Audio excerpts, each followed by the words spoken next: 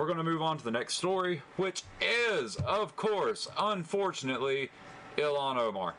Ilhan Omar's back in the news, y'all. Jesus. This is difficult for me because I'm a Sufist. And people assume that just because she is Muslim that I support her. That is not true. It's not true. Not only is this person a radical leftist, she is, from what I can tell, honestly anti-Semitic. Like, honestly anti-Semitic. And everyone's trying to tell us that, no, it's not really anti-Semitism, and I was watching Jason Burmis talk about this earlier, and everyone is trying to look at this through their own scope of understanding, the comments that she makes. But before we get to the comments that Jason was talking about, let's go ahead and talk about this article.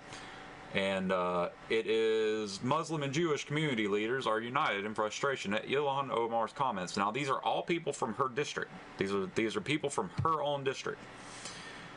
And she has made a few enemies.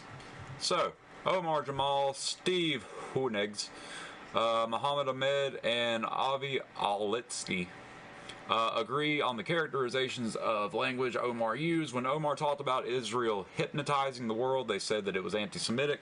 I agree. So yeah, that's anti-Semitic.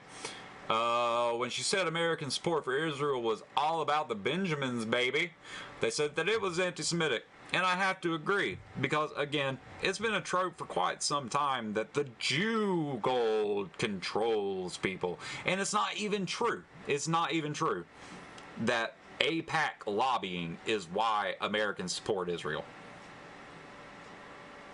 What kind of... No, that's bull. That's absolute bull crap. I'll tell you why Americans support Israel. Because their Bibles tell them to. This is a country that is secular as far as our government is concerned, but our culture is incredibly Judeo-Christian. And Judeo-Christians tend to support the state of Israel. I mean, come on. I'm a Sufist, and I still support the Jewish people. I might not support the state of Israel and everything that they do, especially what we're going to talk about after this with Netanyahu. But it really does seem that she genuinely hates Jewish people. Like, she pretends that she doesn't. But it comes across as false, even to other Muslims.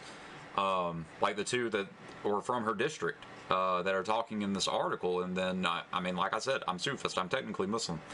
I don't trust her at all. Dual loyalty, that's somewhere in this article as well.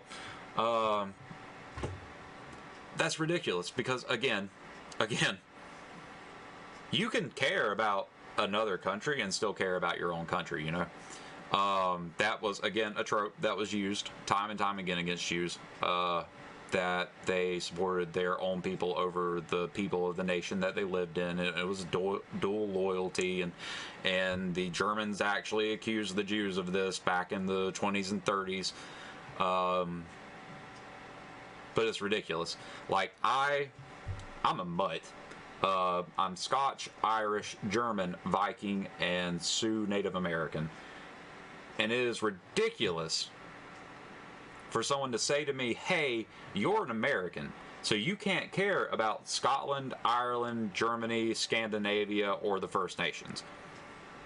Does that make sense to anybody? Like, I can't care about the countries of my ancestral heritage because I'm American? Like, that doesn't make sense. It doesn't make sense. Like, that's kind of what America is. We're the melting pot of all other cultures. It's not an identity in the way that these other countries were our identities. It's not set up the same way. America is a melting pot where all cultures can come together. These are, like when I talk about Scotland or Ireland or Germany or whatever, these are all individual cultures. They're all incredibly homogenous. And I can care about those things. I don't really care as much about Germany, but I can care about Scotland or Scandinavia or the First Nations especially. I can care about Sioux Nation and still be an American. And it is ridiculous to say otherwise.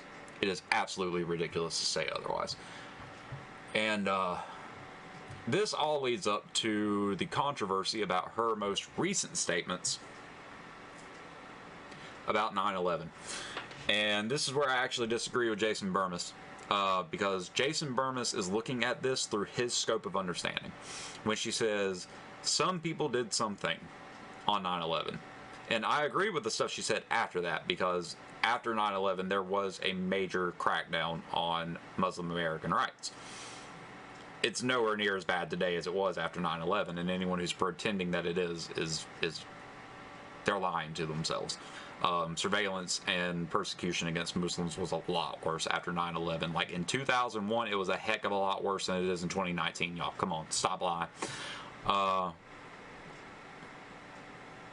But to say some people did some things, the reason that I don't agree with Jason on this is because Jason understands that 9/11 was at the very least partially like inside.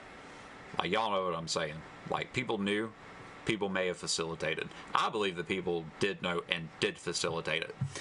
But that's my scope of understanding. I don't know what Ilhan Omar believes about 9/11. Like, I don't know if she thinks that the U.S. government did it or if a group of Salafists did it. Now, if she believes that the U.S. government did it, then I agree with Jason Burmis that some people did some things is not terrible.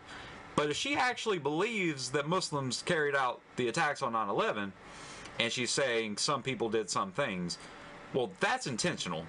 That's her intentionally downplaying the event.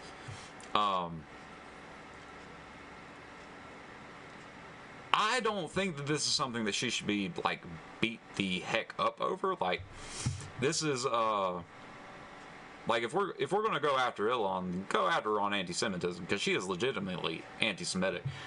But because we don't know what she believes about 9/11, it is way too early to be jumping on this. It is way too early. Like, someone needs to actually ask her what she means by some people did some things. Someone needs to actually ask her that. What did you mean? Because until then, we can't really have an honest opinion about it.